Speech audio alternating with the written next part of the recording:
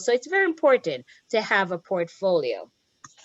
A portfolio really helps you to prepare for an interview. It convinces others of your skills, as I mentioned before.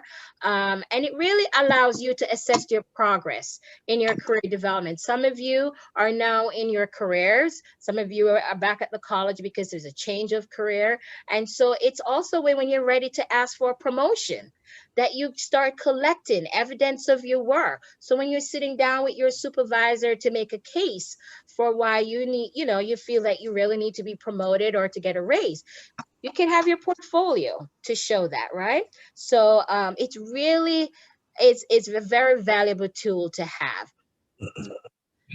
So I'm going to show you a video. Can everyone see the screen? I know the last time I tried to fix that.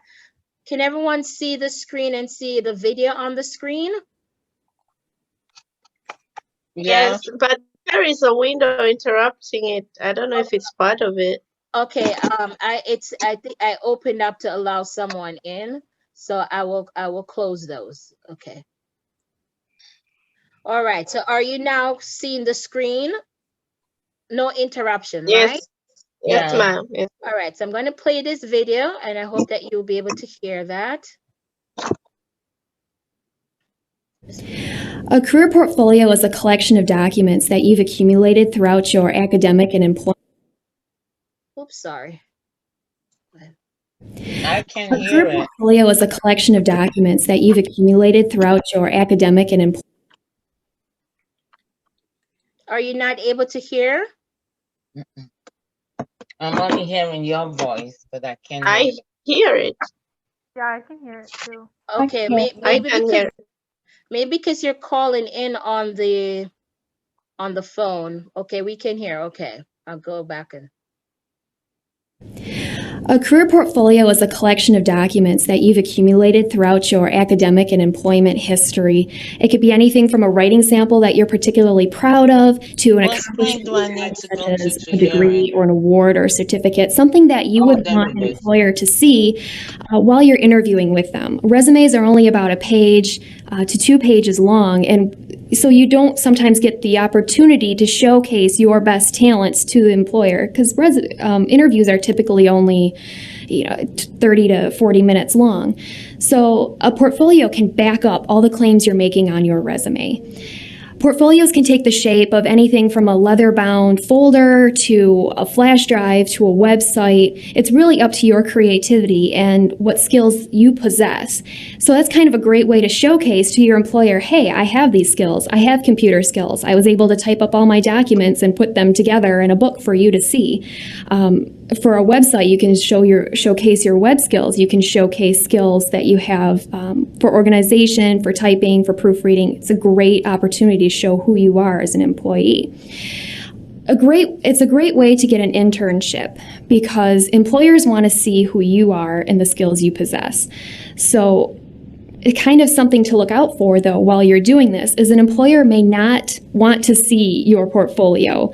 They may see it when you walk in, but they may not know how to bring it up in conversation.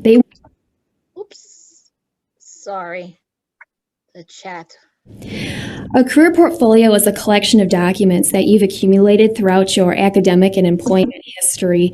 It could be anything from a writing sample that you're particularly proud of to an accomplishment you've gotten such as a degree or an award or a certificate, something that you would want an employer to see while you're interviewing with them. Resumes are only about a page to 2 pages long, and so you don't sometimes get the opportunity to showcase your best talents to the employer because interviews are typically only 30 to 40 minutes long. So a portfolio can back up all the claims you're making on your resume. Portfolios can take the shape of anything from a leather-bound folder to a flash drive to a website. It's really up to your creativity and what skills you possess. So that's kind of a great way to showcase to your employer, hey, I have these skills. I have computer skills. I was able to type up all my documents and put them together in a book for you to see. For a website, you can showcase your web skills. You can showcase skills that you have. So I'm sorry, guys. It is very sensitive here. I was just admitting someone, so I'm just gonna have to have them. A career portfolio is a collection. Move it up. So I just admitted someone who came in and Showcase your then, web skills. You can sorry. showcase skills that you have for organization, for typing, proofreading. It's a great opportunity to show who you are as an employee. It's a great way to get an internship because employers want to see who you are and the skills you possess. So it's kind of something to look out for, though, while you're doing this, is an employer may not want to see your portfolio. They may see it when you walk in, but they may not know how to bring it up in conversation. They want you to bring up the documents. So then there's always kind of this conversation. How do I bring in my portfolio to Eager? Something to look at, saying, what skills do you possess as a writer, or what are some of your accomplishments that you've had at your past employment? This is a perfect time to say, well, I wrote a paper at my internship that I'm particularly proud of. If you want, I have an example, and then take it out and show it to them.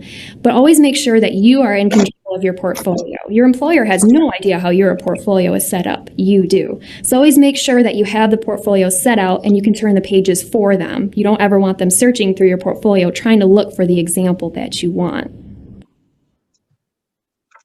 Okay. For those of you, if you can just mute, because I'm hearing a background noise, if you can mute so that doesn't interrupt. So as you can see from that video demonstration, again, it just highlights how you put together, how you use your portfolio and what goes into a portfolio. So there's 3 steps to the portfolio process in terms of getting your portfolio together, whether it's an online version, and we'll talk a little bit about that. As I said in the handout that I emailed to you guys yesterday, I included some websites. More and more people are creating their online portfolio, whether it's a free website, some are using LinkedIn and others to put together. Some are you put in their artifacts and organizing those in folders on like a flash drive, because it's easy when you go on an interview, you can leave a copy. You can make a copy of the flash drive and give that to them. So the first step is to gather your evidence. So what goes into a portfolio? So let's talk about that. So again, as I said, decide how you want to put your portfolio together. If we were on campus, when I do this workshop, I usually give the students a starter kit. I give them a binder. You know, those binders that have a clear pouch, so you can insert a cover into the binder. And then paper protectors, so that you can insert your documents inside of the screen protectors and put those in the binder. And then tabs, so you can label your portfolio so that there's a different chapter for each of your portfolio. So I usually give the students a starter kit to start off their portfolio collection, and then some will go out and buy a nicely leather-bound portfolio. You always want to have a master binder portfolio where everything, all your original artifacts for each of your different areas of your portfolio are placed in that. And then when you're going a particular interview, you'll tailor. You won't bring the full big binder. You'll decide, okay, what is it that I need to highlight for this interview, and pull out evidence and sample artifacts for that particular for that particular portfolio. So you want to tailor the portfolio. So let's get started. Okay. So how do you prepare? You review the job description for the key skill sets that you want to highlight. And then for each skill set, select and put together an artifact, a sample, to demonstrate that you have that particular skill set. So again, if it is that you're going to a job and the job requires for you to be tech savvy, then pull evidence of that to show us in the form of pictures, the form of sites that you have created. You'll show that. If the job is asking or that you're interviewing for, or the internship, and they want to see what your writing skills is like, then you'll have sample of maybe a paper that you've written that demonstrate that you're a good writer, you're a critical thinker, and you did a great job on it, and you can show that. If they want to see how you work in a team, are you a team player? Those of you involved in clubs and organization, you probably might bring pictures of, include pictures of or overview of projects that you've worked on in the organization, so that you can show them. And you might have gone on a service trip, or it might be pictures of you working together in a team, and you'll include that in your portfolio. So what to include? Examples of things: copies of your transcript. If for some of you, it might be copies of your syllabi. You know, on your resume, some of you might add to your resume related courses that you think will be ideal for a particular position that you're applying for, an internship, and you want them to know, hey, I have computer skills. I've taken this computer class. It might be that to work in a lab, hey, I've taken this particular science class, or this particular certification. So you would put copies of those in your portfolio. Okay, I see a question. Let me just see what the chat is. Shall we get the video posted? We'll see if we're able to download it, but so I will send you the link to that video if that's what you're inquiring about. So, all right. These are the chapters that I'm recommending that you could include in your personal portfolio or your leadership portfolio. The first chapter could be on academics and leadership accomplishments. So the first tab, or one of the tabs, could be academics and leadership accomplishment. And the items that you can start pulling together to put in that section: an updated copy of your transcript, maybe a copy of your academic plan. Some of you have to put together an academic plan,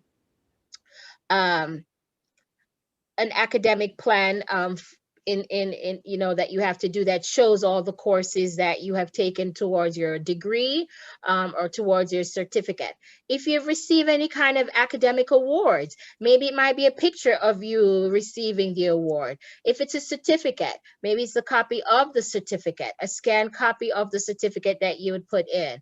Maybe it's a letter that you received announcing that you're the recipient of a particular academic award. If you're on the honors, you know, you make it to the dean's list, you receive a letter. Those are the kinds of things that you would put in that section.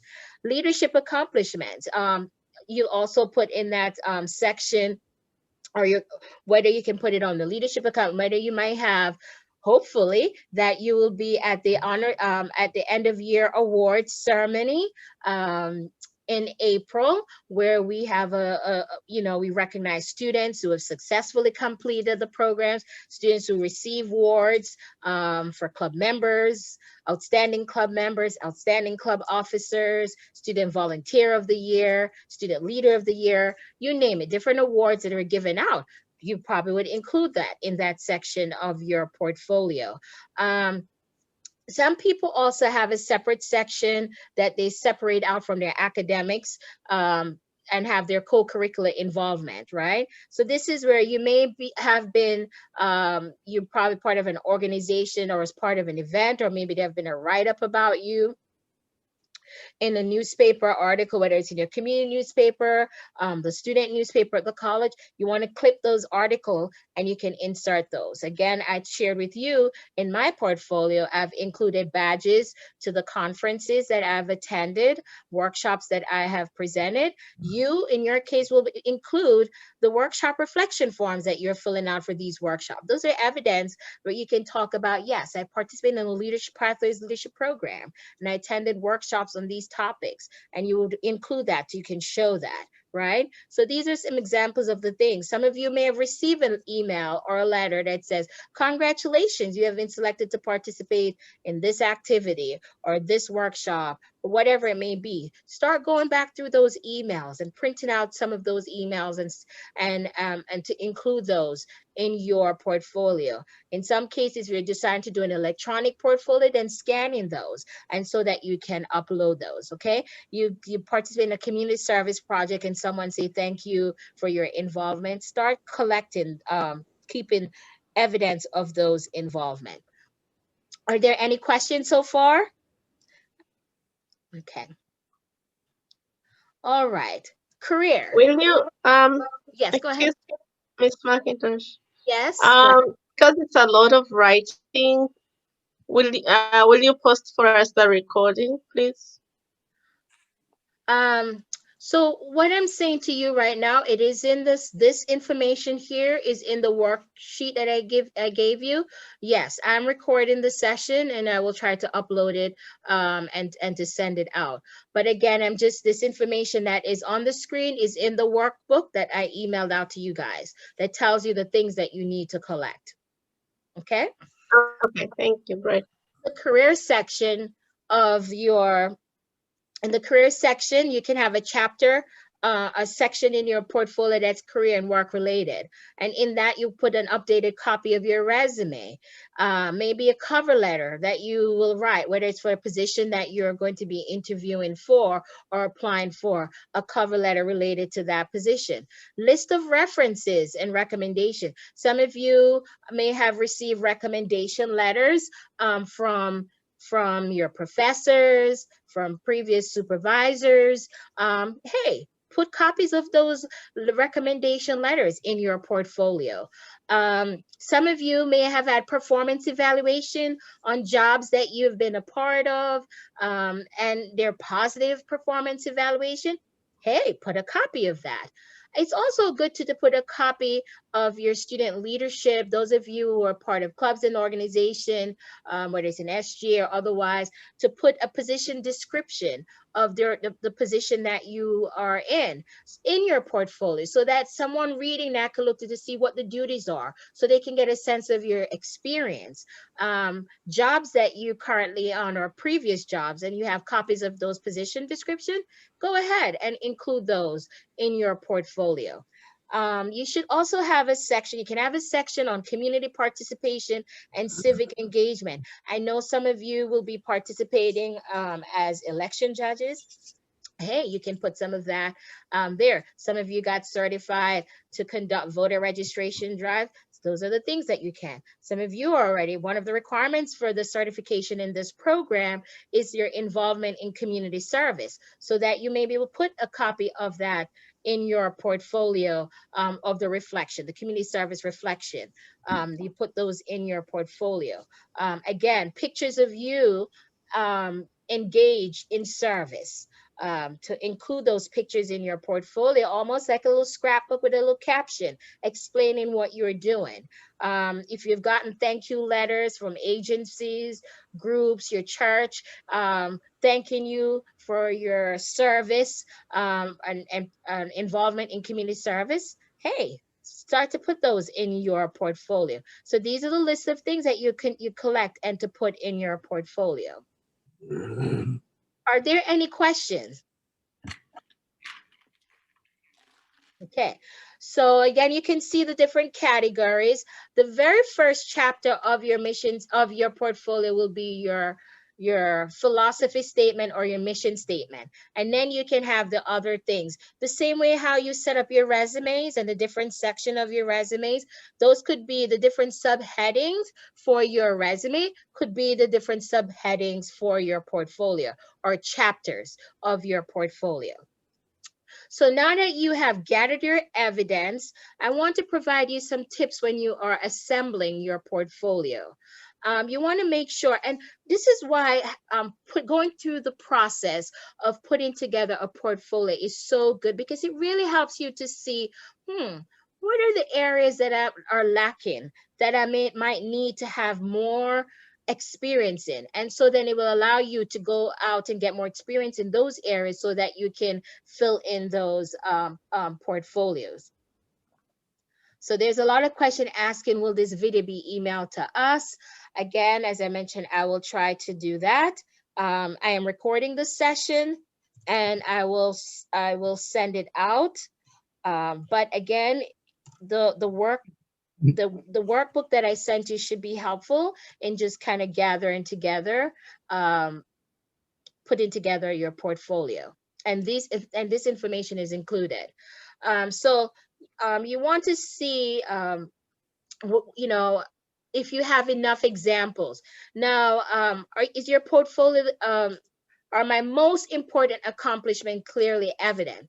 So the same approach that is given to when you're doing your resume, that you don't want to have a 3-4 page resume and you just want to have the more current and more relevant information. That's the same way that you will approach your portfolio when you're tailoring it to bring to a particular interview. And so you want to really make sure that you are just including information that are most important, that clearly identify your most important accomplishments. You don't want to just put everything in it, right?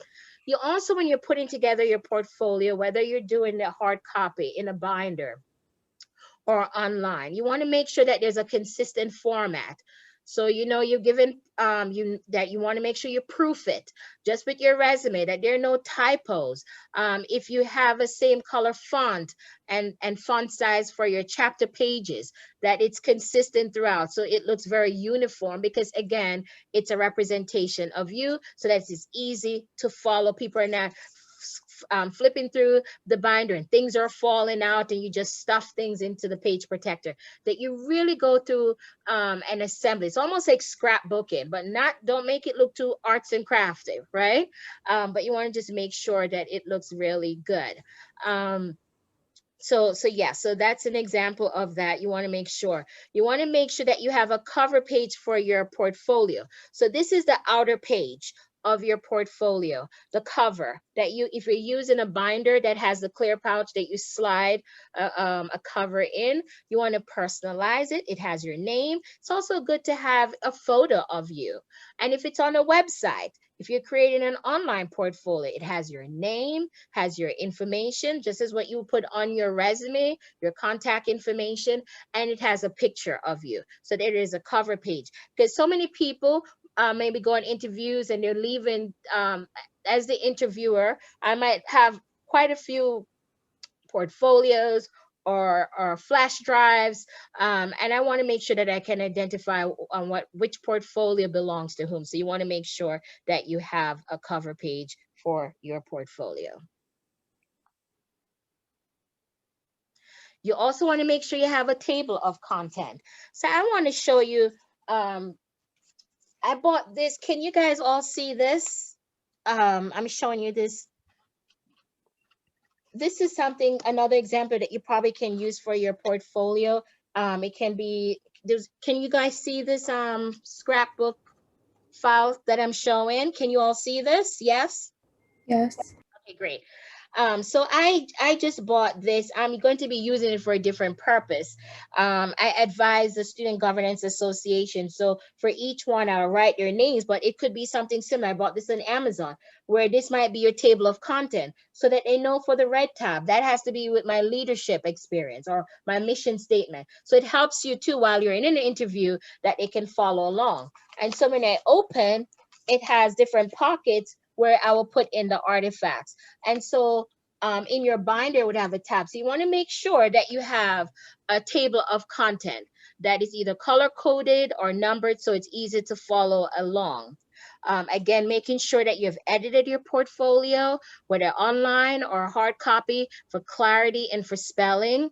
You want to make sure that you use clean copies rather than clean copies, okay, rather than your originals. Your master binder, you're going to keep, but when you're going on interviews and you're taking out particular artifacts that you want to highlight on that particular interview, you want to use copies of what you have in your artifacts, and make sure those copies are clean. That's something that have coffee stains spilled on it and things like that, right? So you want to make sure that you use clean copies of your originals, okay? And again, use dividers to separate in categories and the subject pages. I have a quick question. Yes, go ahead. What if that coffee stain was one of the best pots of coffee you ever made? Can we put that in the portfolio? If it was one of the best pots of coffee you Yes, made. ma'am. Well, that might be for a nice little story to break the ice, but no, you want to make sure you have a clean copy. If you think that best coffee is going to, and sharing a story about that is going to add to the interview experience, perhaps you can share that, right? But yes, so you want to make sure that you you organize it. So for me, when I was assembling my portfolio, I just start pulling. So that's what I'm going to have you guys starting to do.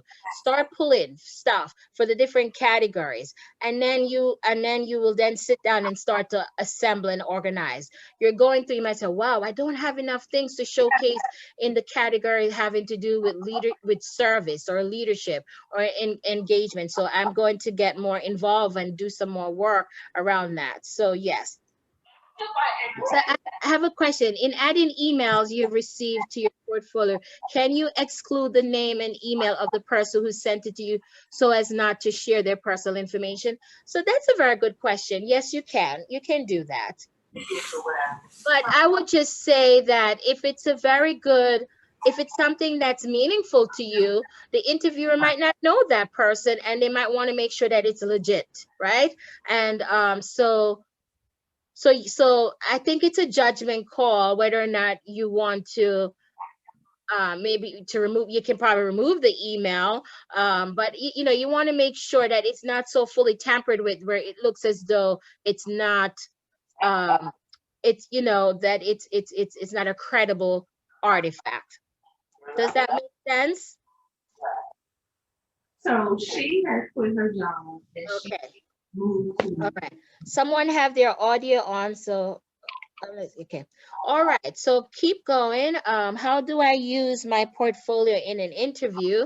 Again, at the beginning of the interview, you put it on the table, share what it is, and then when they're asking you questions and discussing, as was shared in the video, you know, then this is when you can bring them to your, so let me, you know, I'm glad that you asked that question, and you can talk about, and then you can show them the evidence in your portfolio relating to what it is that you're sharing with them.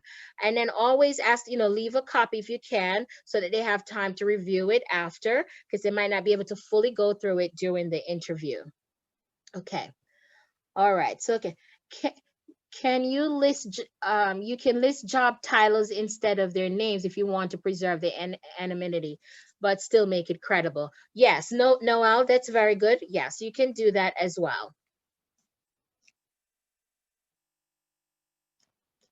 Right. Wonderful. So again, creating an online, there are lots of free and cheap online platforms. And again, in the packet that I email you, I provided you with some links, some websites that are free that you can use to create online portfolios. Make sure that there's a message on the page. And, you know, again, make sure that there's you have sub pages or sub portfolios. Some people will put it in their some people might put in a PowerPoint and insert and then put it on a flash drive to give to leave as a person. So you can use a PowerPoint too to kind of put together your portfolio and insert copies of the artifacts and things like that if you want to do it online and leave it, you know, save it on a flash drive. Again, if before you leave, you want to give them the URL to the site to your portfolio, your online portfolio. Okay. And also want to just share, just to making sure, some of you may have business cards or put together a business card, that you have those. May always send a thank you letter or follow-up email after you have done and you have participated in an interview.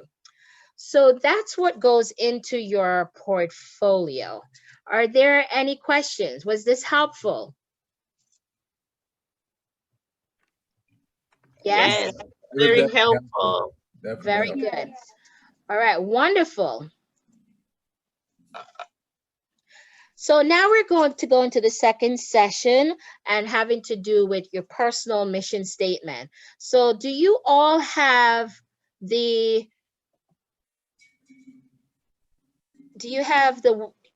handouts for the personal mission statement? We're going to go through and work together on that in terms of a personal mission statement. But I would like to know, can someone share with me what is a mission statement? You can just unmute yourself and respond. A mission statement is something that you are proclaiming that you feel strongly about. Okay, very good. All right. Anybody else want to add to that? What's a mission statement?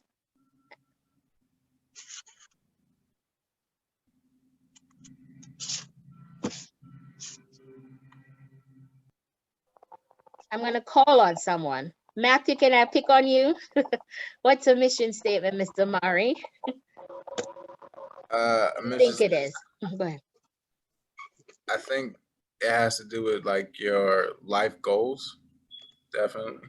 Yes, it incorporates your life goals. Yes. Okay. You're very good. All right.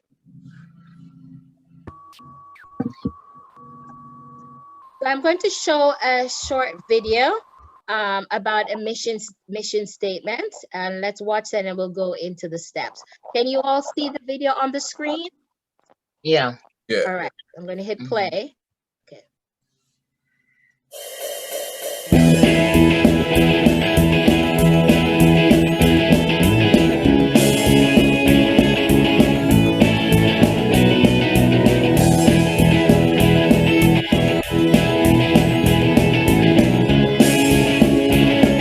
Mission Possible, you figure out what you want people to think of you and make sure it kind of aligns with your own thoughts. And you write down a mission statement for yourself. Something that incorporates your personal life, your professional life, what you want to be doing in 5 to 10 years, what you have done and how that's influenced you. So give you some direction in your life, much like a company mission statement, only for a person, to help them point the boat in the right direction. I think it just increases awareness about your purpose, and it kind of allows you to reflect. I don't think enough people reflect on their life and reflect on their purpose. So it's kind of an interesting lesson in understanding yourself better. And it just kind of allows you to take all of those ideas, opinions, and formulate them into one statement.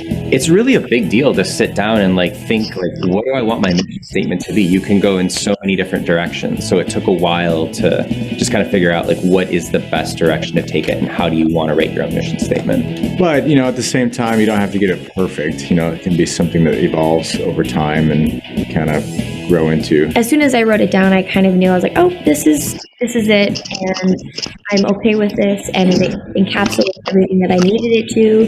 It was short, it was simple, it was straight to the point, and it's easy to now use on a day-to-day basis to think about it and really make sure that I want to try and be successful in my family, my faith, my occupation, my relationships with others, my character as a person, my integrity. I thought about all of the things that I like to do. So making a person smile, or educating a person, or helping someone. Paying it forward, I think that's a really good trait to own and to embrace. The other thing that I really think that's important in life is that you eat chocolate, because that just makes me super happy. And so it's remembering the small things in life that are rewarding to you. I kind of threw all of those components together in my mission statement, and I'm really, really happy with it. And I know I consistently think about my mission statement that I wrote for this challenge nearly every day. When you've gone through that exercise, it's definitely something that kind of pegs itself into your brain. It gives you kind of a foundation for personal growth and professional growth, and hopefully kind of leads you down a positive direction in life.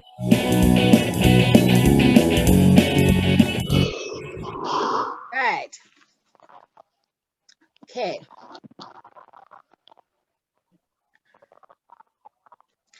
So, important mission statement, your mission, it will also include principles, who you are and what is. It also will what you intend your life to be. How do you want to be in others? How do you want others, and how do you want others to you? So, having said that, we're going to start. So, are you guys ready? To be following along, and I'm going to give you some prompts, and you're going to be reflecting and writing the answers. And those of you who don't have access to can we just have everyone muted, please? I'm hearing, I'm going to mute. Okay. I'm hearing, can everyone just mute while we're going? Okay, great. I'm still hearing a loud noise.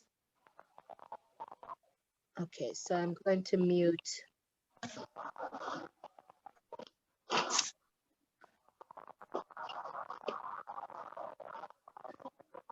I need everyone to be muted. When you mute, they'll say mute, right?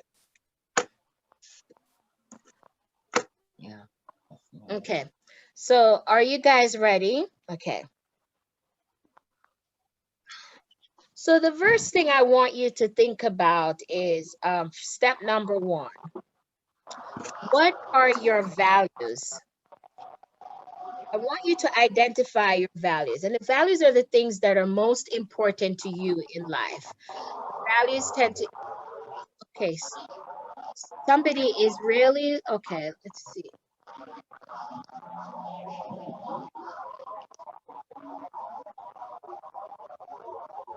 Number 5. I need to mute everyone because this is, somebody is, let me just see who is not muted. Marie, you are not muted. I'm going to mute you because I don't know if the noise is coming. I'm going to just to go through. I'm unable to, I want everyone to be muted. So let me I just go mute through. myself. Okay, great. Thank you. Let me just see who is not muted because I'm hearing a loud. Okay, I think now everyone is. Okay. So I like for you, on the screen, I have some examples of values. Maybe not all of your values may appear on the screen, but I want you to identify 5 things that you value most. There is a window obstructing. Okay.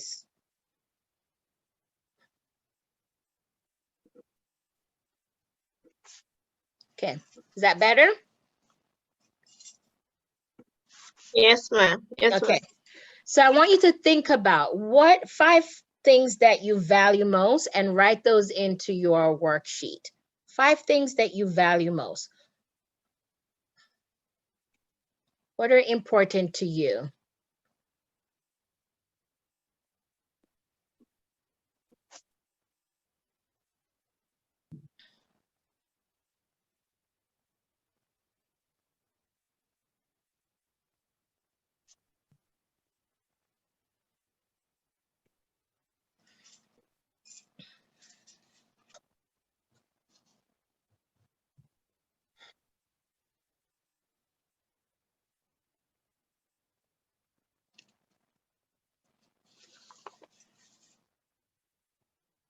Okay.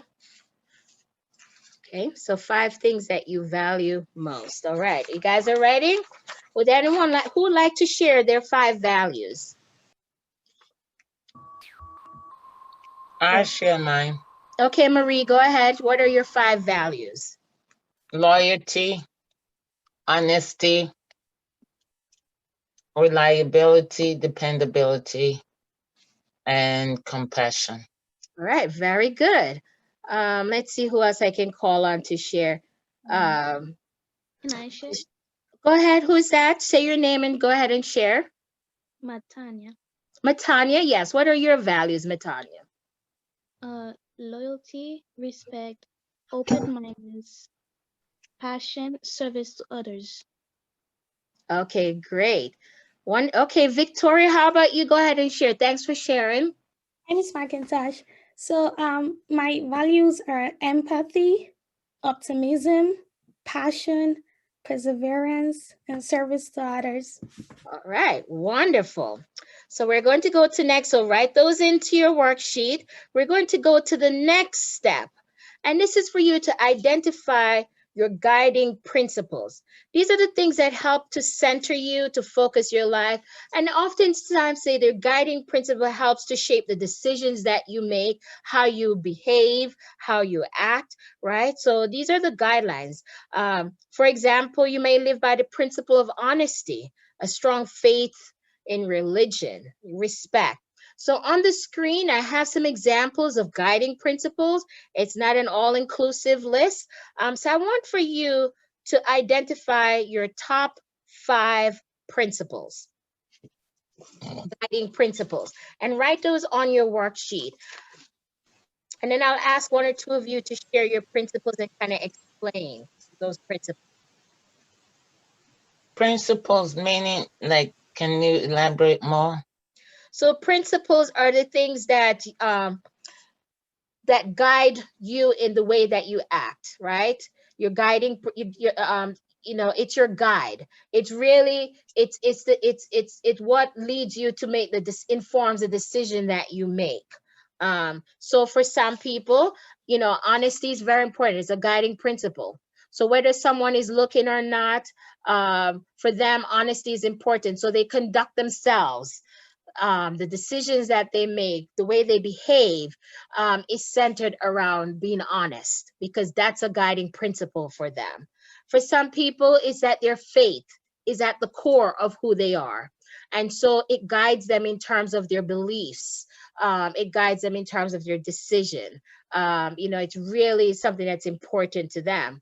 For some people, getting an education, being educated, always looking for opportunities to learn is a guiding principle for them. So even in a situation that might be difficult or challenging, they're going to be guided. What is the learning outcome of this? What lessons can I take away? Boy, this was rough for me, but instead of beating up on myself, I'm going to say, what am I going to take away from this, right? So those are guiding principles.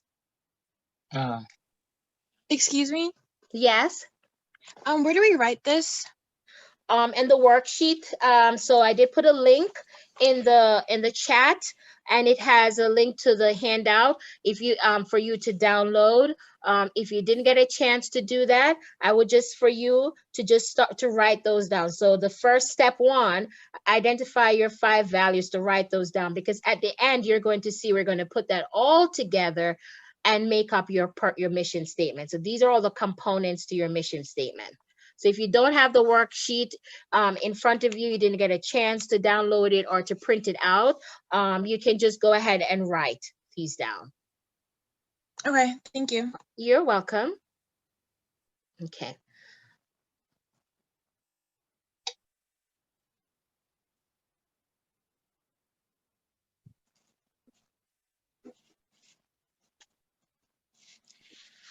JP, thanks for sharing.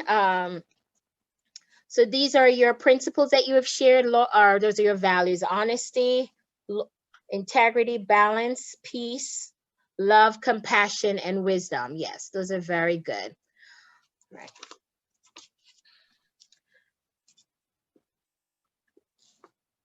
So you guys can go, if someone wants to share and write their guiding principles, you can share some of your guiding principles in the chat, and then I call on a few of you to share, or I'll read some of those.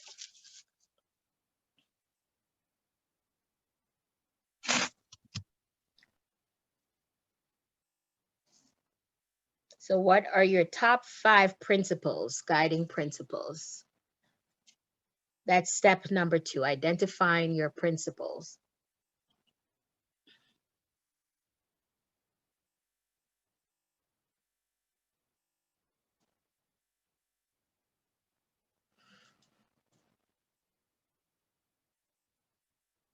Dominique, do you want to share? I'm going to pick on you. Would you like to share your guiding principles? Yes, ma'am, I can share it. Go ahead. What are your guiding principles? Okay, well, mine would be confident, be dependable, get educated, be optimistic, and be giving. All right, wonderful. And I see Victoria shared her guiding principle. Hers is to be optimistic, to get educated, to be loving, to be confident, and to be dedicated. So these are the guiding principles that will guide her in the way she will conduct herself. And again, Dominique shares hers. Okay, Noelle also shared her guiding principles: to be efficient, to be dependable, to focus on quality. That's good. So that whatever you do, it's about quality, putting forth your best work. Great. And being creative. Yes, creativity. Putting others first. Wow, that's a wonderful quality, guiding principle to have. And to be open-minded. Yes, Noelle, thanks for sharing. That's your guiding principles. Anybody else would like to share one more before we move on to the next step?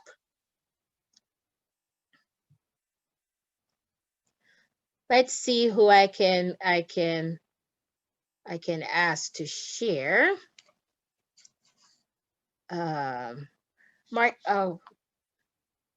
Badira, do you want to share? Or Rosebell? Badira and then Rosebell. What are your guiding principles? Badira?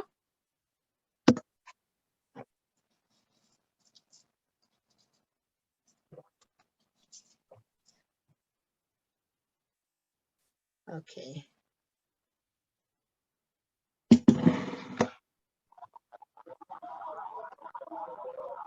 Hello.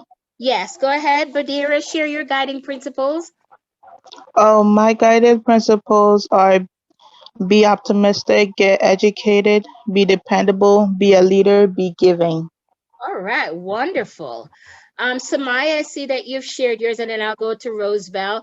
Your guiding principle is to get educated, to be strong in your faith in God, being honest, being dependable, and being appreciative. Oh, wonderful. Rosebell, can you share your guiding principles? Yeah, no problem, Ms. McIntosh. My guiding principles are to be dedicated, be God-fearing, be open-minded, be alert, and be dependable. All right, wonderful. And I'll share one last. I see Trinity. I've seen it all nice in the chat. Trinity shared her guiding principles to be educated, to be confident, to be dependable, and to be optimistic. Very good. All right, so we're going to go to the next step the next step is, so I want you to think about two people in your life who've had a positive influence on you, positive influence in your life. And I want you to think about, put a name to it, just to reflect on that. It may be a pastor. It may be a parent. It may be a significant other. It may be somebody, it may be a historical figure, but somebody who has been a positive influence in your life. And then I want you, so think of two people and write that down. Those two people. Who are those two people who have been a positive influence in your life? And then I want you to think about, what characteristics do you admire in these two individuals? And you can list the top 5 characteristics that you admire. It might be, you might admire 3 characteristics in one person, 2 in another, but what is it that you admire? Was it that they're caring? Was it that they were trustworthy? Was it that they were assertive? So what were the characteristics that you admired in these two influential people in your life? So go ahead and write that down.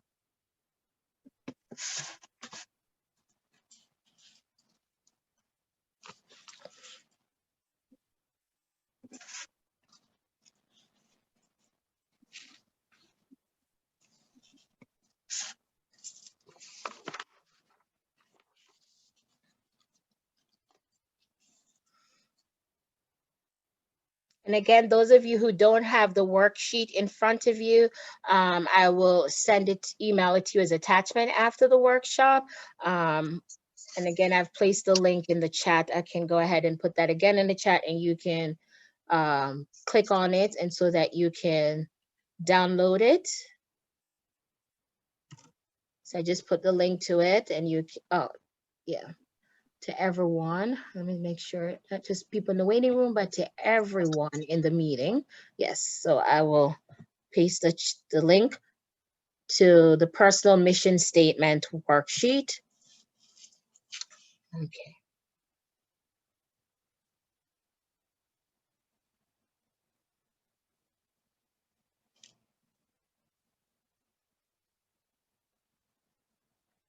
So identify 1 or 2 people who have been a positive influence in your life. And then what 5 characteristics do you admire about these individuals?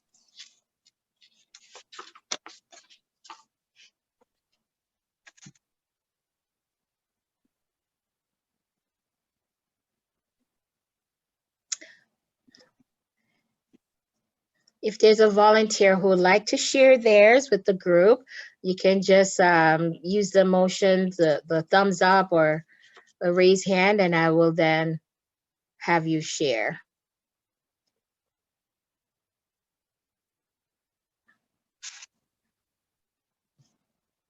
Callie. All right. Callie, go ahead and share who are those individuals who are influential in your life and what characteristics you admire in them and Can why. you guys hear me? Yes, we can. Go ahead, Callie. Okay. Hey, everybody. One that I put was, her name is Miss Colleen. She was a former colleague. I used to work at a daycare. Okay. And when I think about her, you know, some things that are my main drawbacks for her, she was just an awesome mentor. She was like a spiritual mentor. She really helped me, you know, kind of just, you know, get in touch with God and just let him be kind of like that focal point for everything that I do in the workplace, at home, with my daughter. So I think about her a lot just every day when, you know, I go about everything, because if it wasn't for her, you know, I wouldn't have that knowledge. And I also have my mother-in-law, Okay. because she just really, really helped me come into, you know, my professionalism and gave me a lot of advice going into my career, and, you know, taught me a lot of things just like I learned in the meetings that we have. So okay, I think of with her, just hardworking and dedicated. So hard. Wonderful. Thanks for sharing, Callie. Zoe, can I pick on you to share, to at least share one of the individuals who are influential in your life, and what characteristics do you admire in that individual? So one of the person that I put down is my sister. Okay. And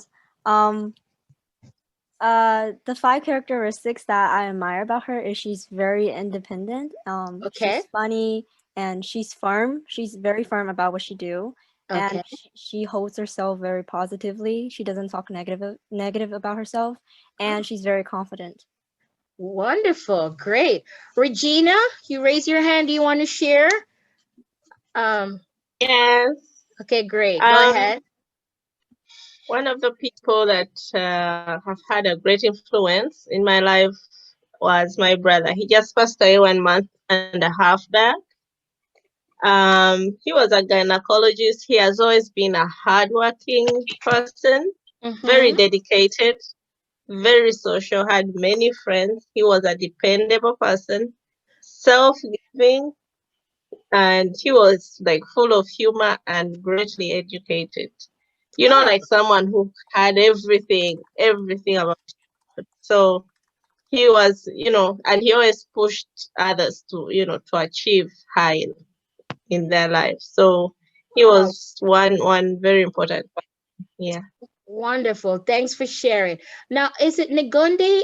I may have not pronounced the name correctly. So if you had your hand raised before, can you share and then just give me the correct pronunciation of your name, please? Do you still want to share? That was me. It's my name. Okay, go ahead. Can you pronounce your name again? No, I've finished sharing. But you can share. Okay, so okay. Yeah. Marie, you have your hands up. You want to just share? Yeah, it's not a family member or anything like that. Doesn't have to be any person.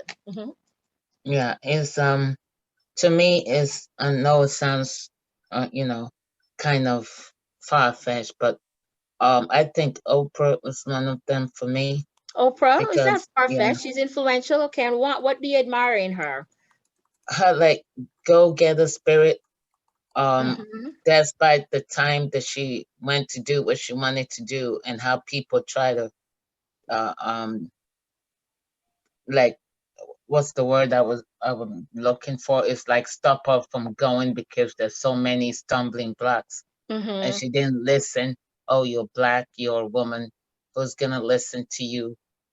She was somebody with her own independent mind.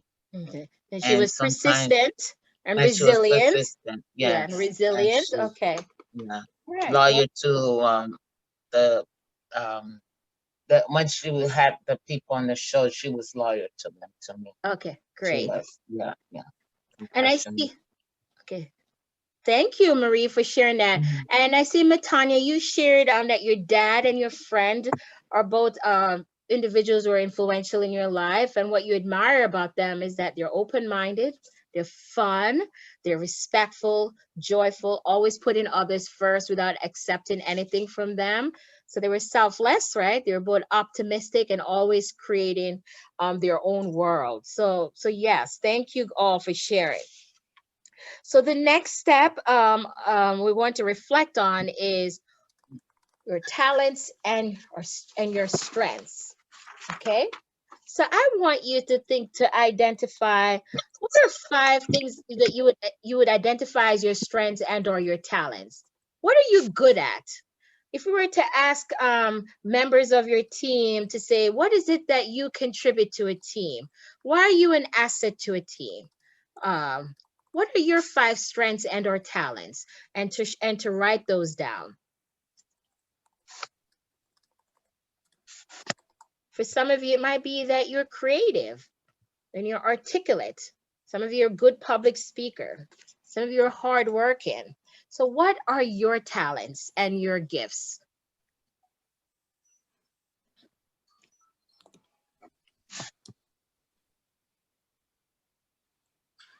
Does it have to be something that's work related, or can it be something that we're just good, like a hobby? It could be a hobby. What are your talents, your strengths? So it could be a combination, right? So what are your strengths and your talents?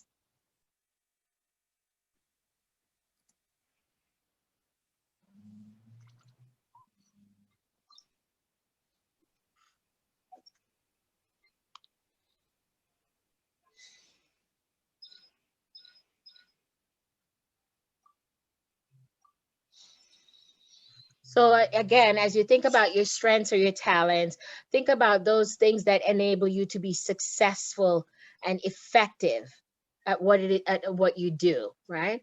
So what are those strengths that you have and talents that really contributes to your personal success, that allows you to be effective, to allow you to be good at what it is that you do?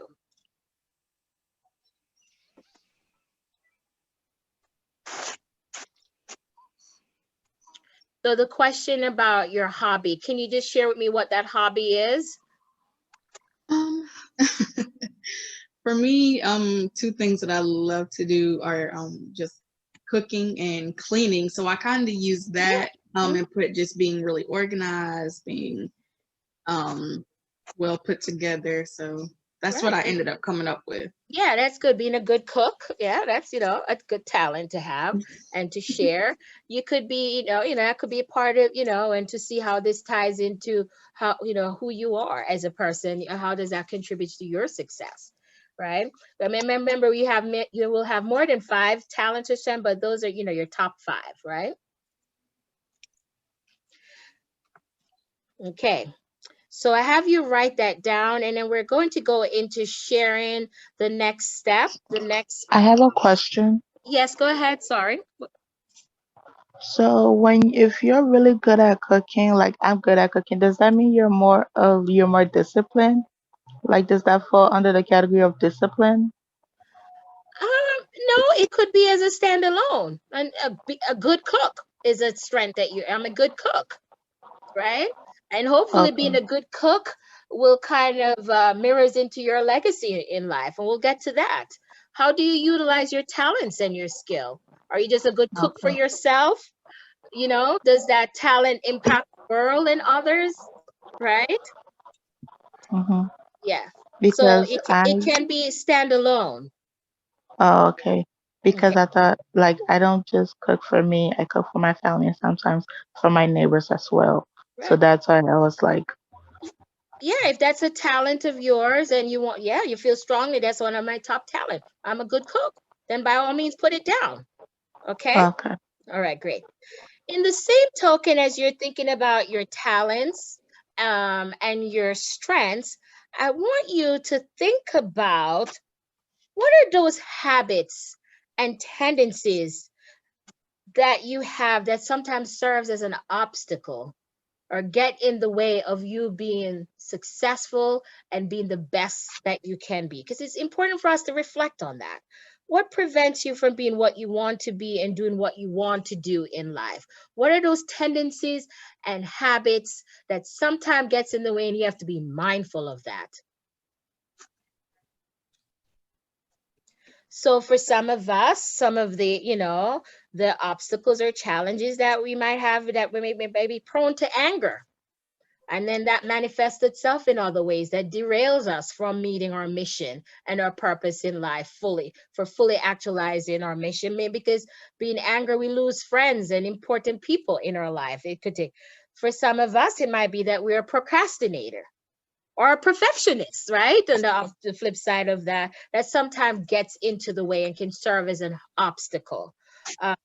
So maybe being impatient. So what are those 5 habits or tendencies that you have that are obstacles and challenges that prevent you from being what you want to be or doing what you want to do in life? Or it could hamper you. I can tell you one of my obstacles I'll share with you is my fear of flying. Because I love to immerse myself in so many different cultures.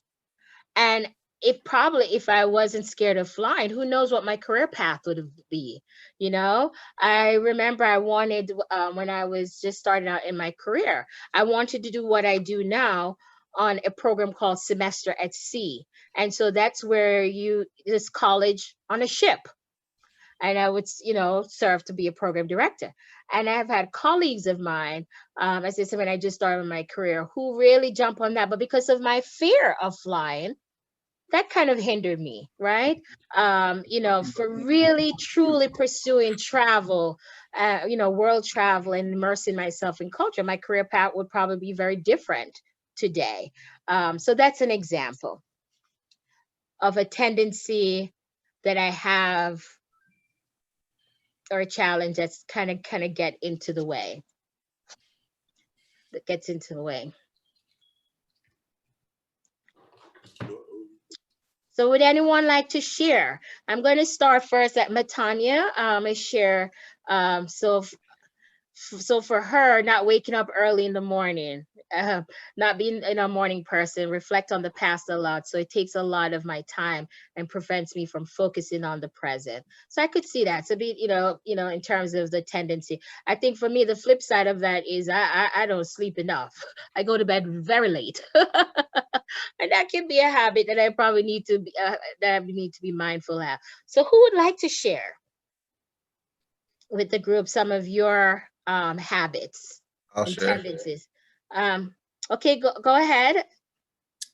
I would say fear to take risk. Okay. Procrastination. Okay. Not staying consistent. Oh, not being consistent. Okay. Too worried about self-image. Okay. All right. And the last one will also be living in the past, or I will also say being too optimistic. Being too optimistic. So now I want to challenge you. How can you turn these obstacles that you have identified into positives? Are there any of those that you could turn into a positive? I would definitely say for fear to take risks, or when there comes an opportunity that I don't see myself doing, just jumping into it. Okay. Procrastination, just when I see myself dilly-dallying on something else, and when I know I have assignments to do, just getting my mind onto those assignments, getting all my distractions, like my cell phone, away from me. Okay. Just put myself in a place of seclusion with my work, basically. Great. Yeah. Yeah, very good. Because I think it's so important to be self-aware. And how many times have you gone into an interview and someone asks you to identify your strengths? We're always, and sometimes we don't like to, some of us, it's difficult for us to really sell ourselves, right? But then when we ask about what are your weaknesses? Well, think about this. So, you can just say, when they ask you, what are your weaknesses? And you can rephrase it and say, well, I have some tendencies or areas that I know that requires continued growth. Do you see how I put that into a positive? Yeah. Yes, I put in that. That for me, that a continued growth for me is continued to be. I tend to take on a lot because I'm such a team player. You slick Right? with I the love words. I to. see you. You slick with the words. Okay, I Right? got. You see that? I love to collaborate, but I have to be mindful of that I have to know my limits. Right. You see how it's something I know I have to work on, and it can be a negative, but I'm going to rephrase it into a positive. Do you see that? I definitely do that. Yes. Okay. Okay. I see Regina have her hand. Let me try to see who else may have their hands up and want to share. And then I'll come back to you, Regina. I just want to give some other folks. So Trinity, why don't you go ahead and share your 5 habits that are holding you back? I see you've put those in the chat. And then as you share those, I want you to kind of reflect on how you can make those into a positive, turn those into a positive. So Trinity? Hello. Yes. So my 5 habits were the 5 bad habits I have. Yes. Were comparing, time management, being scared of rejection because then it stops me from applying to a lot of things. Because I hate hearing I didn't get accepted, or I hate hearing somebody telling me no. So I know that's a problem. And focusing on the past. I feel like focusing on the past also stops you from doing a lot of things, because if you hear no once, then you're so scared of hearing it again that it puts a halt on a lot of things, and like you also miss a whole bunch of opportunities while doing that. So okay, those so are mine. what was one of your guiding principles? Was getting educated one of your guiding principles? Yes. Okay, so how you can have that to guide you in this, right? We know that sometimes we're fear of rejection. So I'm going to share with you, when I'd applied for this job at Prince George's Community College, well, a perfect example. I worked at Cornell University and I was there for 4 years, and I wanted to come back to the Maryland D.C. area to be closer to my sister. And so I applied for and got the job at Mount St. Mary's University. I was there for 8 years and I said, boy, I'm getting tired of this higher education. I want to go out into corporate America. So I had no plans of staying in higher education. And then a cousin of mine said, oh, there's this job. I saw a listing at Prince George's Community College. Of course, she said PG County, but of course, no, I correct them because it's not PG Community College, Prince George's Community College. And it sounds like the kind of work that you're doing with students. And at the time, I always said I want to be back in Chocolate City because I was up there in Emmitsburg, Maryland, Mount St. Mary's. And I think I was, very predominantly white community. And I said, I need to have a social life. I want to get closer to Chocolate City, close to DC, to be around people of color. So she sent me the position. And, I was applying for other positions, but I took the chance and applied for this because I said, what else? It could be a practice interview. Do you see that, Trinity? So it's a practice interview. Yes. What do I have to lose, right? I get some practice that prepares me for these other corporate America job. But there was other plans for me. It sucked me right back in because I truly believe this is my calling, to work in higher education, to work in student affairs with students. So I do want to think about that. Samaya, I see that I'll have you share, you said negative thinking, perfectionism, being impatient, fear of maintaining good relationship, and overthinking stuff. So do you want to just kind of elaborate on that, and then we'll move on to the next section? Yes. Can everyone hear me? Yes, we can. Okay, so the negative thinking, also I'm gonna piggyback based off of one of Trinity's statements where she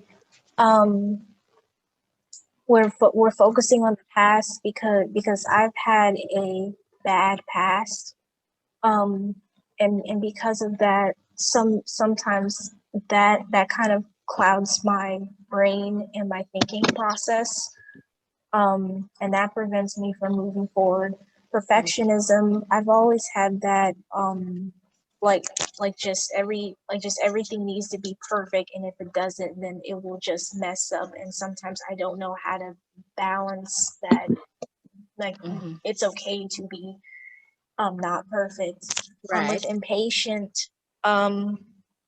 just trying to learn how to be patient with myself is a hard thing, and just not rushing into things. Fear of maintaining good relationships. I've always had a fear like if I develop a friendship with someone, will I be able to continue that? Is it a one-way street or is it a two-way street? And learning how to maintain that has always been a fear of mine. Okay. Especially with different types of people with different personalities, and overthinking. Again, that's also tied to negative thinking. When I overthink stuff with my schoolwork, with any of my other assignments, and then that also clouds my thought and stops me from trying to do what I need to do. And then I just kind of organize it in my brain to do just one thing at a time, so I complete this portion before I go to the next part. Yeah, thanks for your honesty and for sharing. I see that fear of maintaining good friendships. I could see that probably even coming into place in terms of, being a part of a team and stuff like that. But I truly, you're cognizant of that, so that, so that you can really think about it in terms of how you interact with others, right? And knowing that each relationship can be very different. And I know we're shaped by our experiences. So yes, Callie, thumbs up. Beautifully worded, Samaya. Very good. Thank you. So the last portion, then we're going to turn this into our mission statement, and there's a template where you're going to fit in your answers, put your answers in, and it's going to formulate into a beautiful mission statement. And I will read an example of one that was created last year by a student who participated in the program. So now I want you to visualize the future. And I want you to think about, it's, maybe 5 or more years down the line for some of you, depending on how old you are. But I want to think about if your peers were having a retirement party for you. So you've gone through life and now you're about to retire, and you're having a retirement party for you, and you're making a toast. And I want to say maybe it might be, some important people in your life are at this retirement party for you. And they're going to make a toast. What 5 things would you want them to say about you, about how you have lived your life, how you have impacted the world? Another way to look at it, I remember when my late stepmother passed away, her eulogy, her best friend, the way she did her eulogy was, on your tombstone, it have the year that you were born and the year of your death. And then there's the dash in between. And so her friend define what that dash means, because that's her life, right there in the middle between the birth year and the year the person passed away. How would you want someone to define your dash if they were doing a eulogy for you, or if it's your retirement party? What are 5 things you would want them to say about you?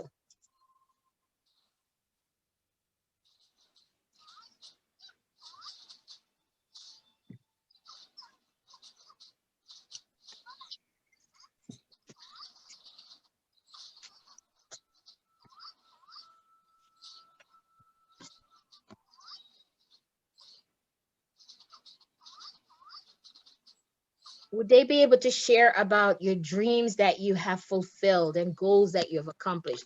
What dreams would you want them to say that you have accomplished? What goals would you want them to say that you've accomplished, whether it's personal, career, family? What would you want them to say about you? How do you want to define the dash? Your life's dash. What 5 things would you want them to say about your dash?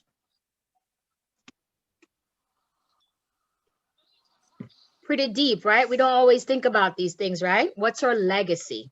What legacy do we want to leave? So really visualizing yourself in the future and the legacy that you want to leave, the impact you want to have on the world, your community, your family.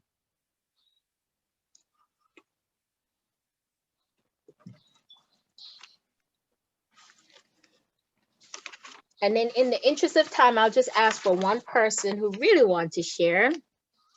So the ending time is 5:30. So we're just about to wrap up. So when you are finished with that, you'll have a mission statement template. And it tells you what to fill in, based on your response to all the different steps. And then you're going to type it up and make it into one mission statement. So do you guys see, can you see on the screen? Do you see that? So it's the last page of the packet. You're going to put it all together. So I am going to read, and this will be the last thing, the personal mission statement from a student from last year who filled in his dash. And so it says, I will find happiness, fulfillment, and value in living. I will live a life centered around the principles of patience, honesty, quality, and trustworthiness. I will remember what's important in life is communication. So these are the characteristics that they value in others.